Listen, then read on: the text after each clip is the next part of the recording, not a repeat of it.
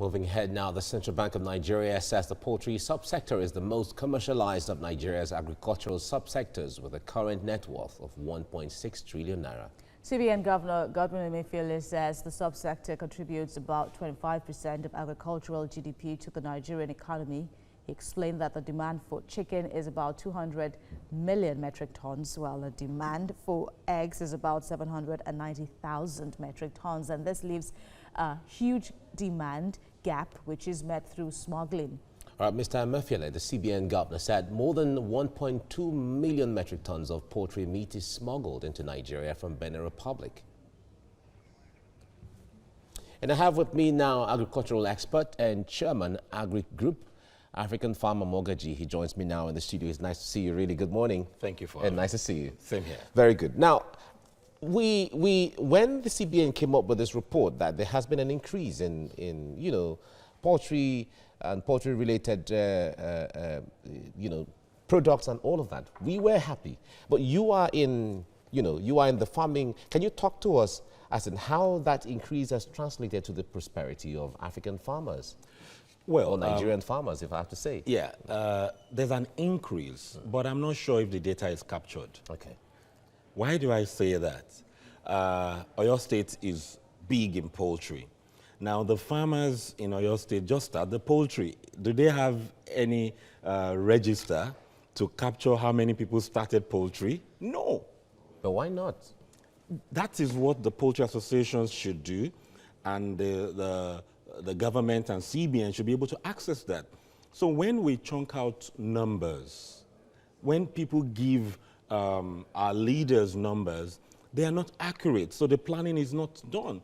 There are many poultry farms in the Lekki-Ekpe axis in Lagos now, from the middle class above, and nobody captures that.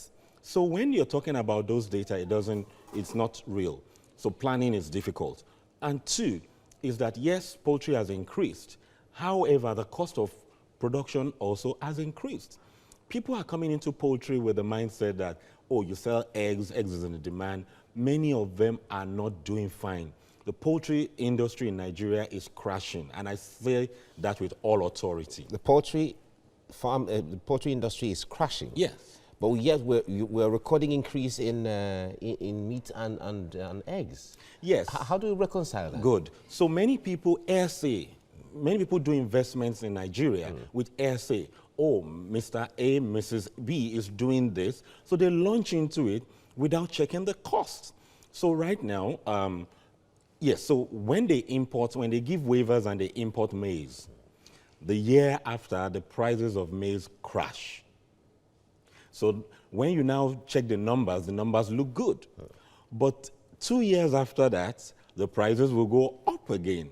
So there's always very volatile. Very volatile. So that gives a huge challenge around here. So people make some money, and the prices of eggs, the challenge in the real sector is when your cost goes higher, you can't increase the cost, the price of the chicken, because the consumers are not willing to take that. Now, in the poultry subsector, like you talking about poultry products, chicken and egg and all of that, we understand it's not structured. Whose responsibility is it to structure the system so we have accurate and proper data? So the Ministry of Agriculture has that responsibility, but the Poultry Association of Nigeria also has that responsibility also. So they are supposed to work together. They're supposed to work together because they have chapters in almost all the states. So they are not effective in coordinating themselves apart from when there's a challenge. That's when you hear them talking. We need them to care for the chapters and for the farmers and get that information to government. Government needs to support the association. The association has that reach to the people. So the both are not doing very effective in their responsibilities. Talk to us about the issue of smuggling of eggs. We've had this report several times about eggs being smuggled into the country, and we've also heard other reports that eggs have been exported out of this country as well.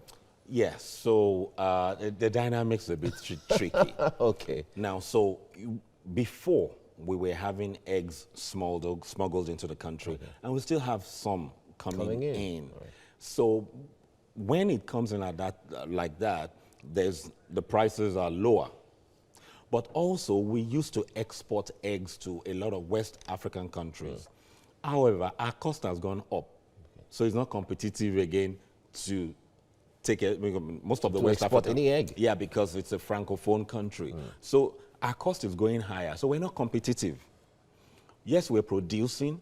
We're not even producing enough for us for to local eat. consumption. Yeah, so when you say glut is in some states. Okay. And one of the challenges... So it's not general, it's not spread. It's not spread. One of the challenges now is the South depends on the North to supply their eggs. How then do we tap fully into this potential, make it attractive for the unemployed, the youth and older alike, you know, to work in a sector as this? Well, the poultry sector is heavily dependent on the crop sector. So because you need soybean and maize. So to get the poultry sector fully functional to embrace the value chain opportunities, you need to focus on making sure that the input is available. 40% minimum of any bag of feed is maize, and another larger percentage of that is soya. So if you make soya and maize readily available, then people can go into that production and the value chain. Without that maize and soya, every other thing would come back to And there's a scarcity then? Yeah, we don't have enough maize. We don't have enough soya. That's shocking. This is Nigeria. Yeah, we don't have enough. So the import, we are heavily dependent on importation of maize to keep the sector going. So that's why there is always waiver. Every 2-3 years, there's always a waiver.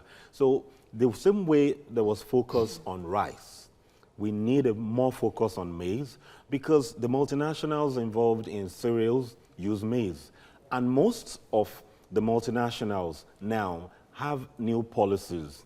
The brewery industry and the baby food industry, they have new policies to buy 100% for the cereal, like Nestle now. It's 100% local grains, that's soya, and maize.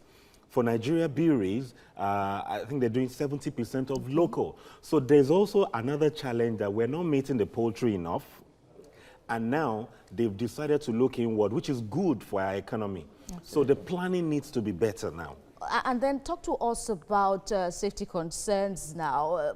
Back then, a few years ago, you know, it alarming how, you know, the bird flu syndrome. But now it's still a concern for even outsiders. You know, how, to further explain why we're having this gap in the demand and supply, how critical is safety concerns now? Where are we now? Safety concern is a major issue. Safety concern starts with the medications that they use for the livestock.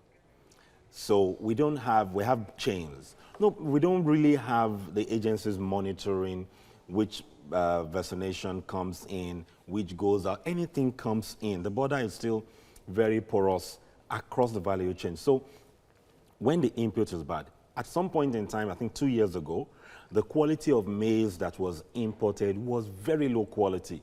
So the poultry farmers had issues with that. So we need not more of funding, even though it's very crucial. But we need more agencies coming in to do their job. Funding, it comes after that, because when you bring in garbage, the result also is detrimental to health. A safe place to rest this discussion. African farmer Mogaji, thank you very much. Thank you for having me.